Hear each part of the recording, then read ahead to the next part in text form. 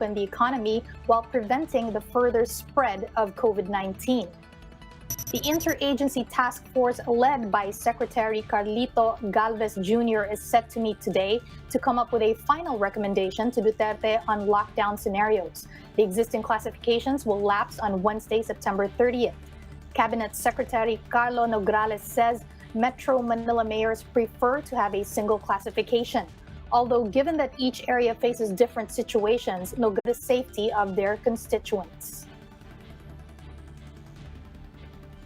The MMDA has started closing U-turn slots along EDSA today in favor of an easier trip for public buses using the EDSA Busway. To give us an update on the situation on the ground, Gerard de la Peña is reporting live from North Avenue in Quezon City. Gerard? Well, Chiki, it's a busy Monday morning and motorists are quite confused as to how they will navigate EDSA now that the MMDA has closed off one major U-turn starting today. Well, starting at 12 midnight today, the MMDA has put concrete barriers at the U-turn slot close to North Avenue and Trinoma Mall.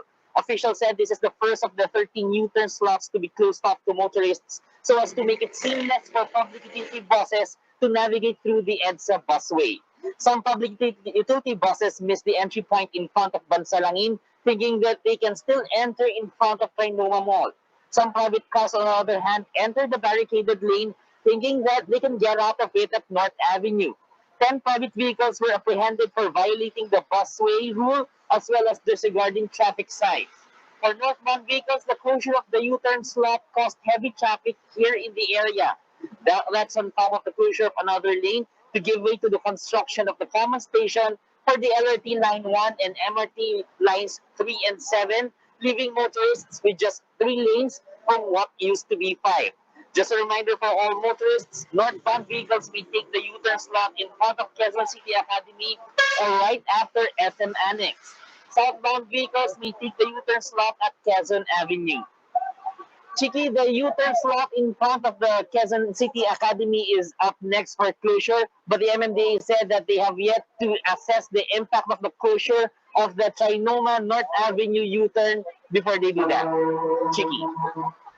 Thank you very much for the details. That was Gerard de la Peña reporting live from North Avenue in Quezon City.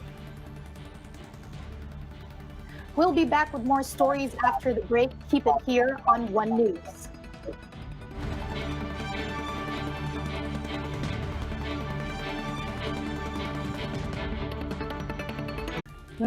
Medical trash like used face masks and PPEs were scattered along EDSA White Plains in Quezon City earlier today. To give us the details, we have Justine Ponsalang reporting live from EDSA. Justine, do you have any updates on the situation over there? Chiki, EDSA White Plains is now clear of any trash that was scattered along the area early this morning. However, while the area is now trash-free, authorities are scrambling to find out just how the medical waste got here in the first place. At past 6 in the morning, MMDA street sweepers and the barangay XO arrived here to clean up the scattered medical wastes. Among the trash littered along EDSA were used PPEs, face masks, gloves, even diapers and underpads, together with the green garbage bags they came from. It was noticeable, though, that the street cleaners were not wearing any protective gear and even picked up the trash by hand.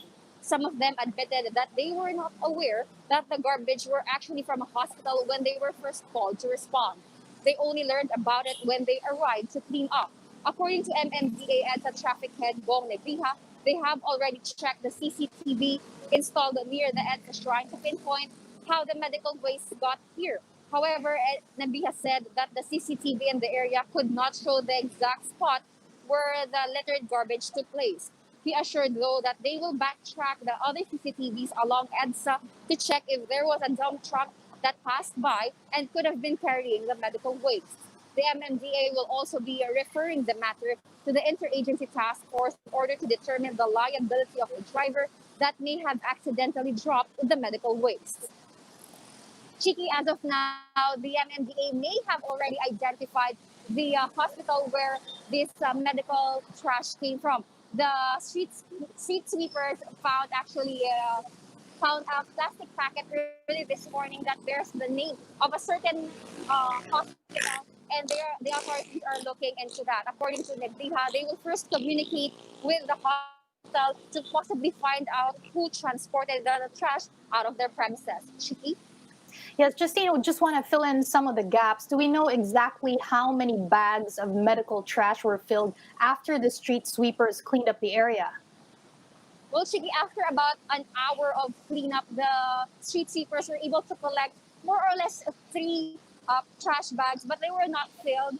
And these trash bags will be, some of the trash will be turned over to the MMDA because they will look into the trash bags to see which, if the trash really came from one specific hospital. But otherwise, the trash will be disposed properly. Chiki? Okay, thank you very much. That was Justine Ponsalang reporting live from EDSA White Plains. Baguio City has been chosen for the pilot use of rapid antigen testing to detect COVID-19. Health Secretary Francisco Duque III says that's on the back of the city's, quote, model governance in managing the spread of the virus. Duque added that the initial use of antigen testing would help them assess whether it can be adopted for official use. The pilot run will also determine if testing is best performed when a person is in the early stages of infection. Antigen testing uses swab samples but takes less than an hour to get the results. However, the World Health Organization does not recommend rapid antigen testing for COVID-19 because negative results still need to be confirmed with an RT-PCR swab test. Although Mayor Benjamin Magalong says he supports the pilot antigen testing in his city and hopes that it would help speed up efforts to contain COVID-19. The city government will shoulder the cost of the pilot testing, estimated at 1 million pesos. For more updates, visit News 5, The Philippine Star, and Business World Online. Visit our website, onenews.ph, for more in-depth analysis. You can also catch One News on the Signal Play app. Register for a free account now at www.signalplay.com and stream One News live anytime, anywhere. I'm Chiki Verhel. We are One News.